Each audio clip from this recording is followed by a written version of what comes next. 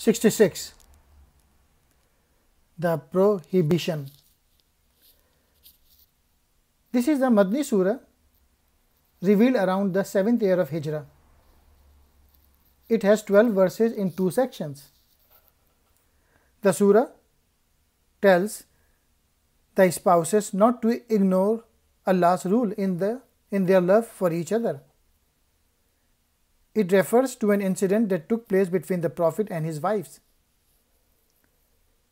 This incident is used to instruct the believers to understand the nature of Halal and Haram and to understand that the success and salvation in the hereafter will not be based on the family or tribal relations, but purely on faith in Allah.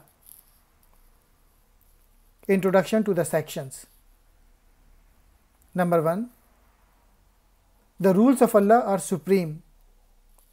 Save yourself and your families from fire. 2. Allah requires true repentance. Salvation is not based on family or tribal relations, but on Iman and Taqwa.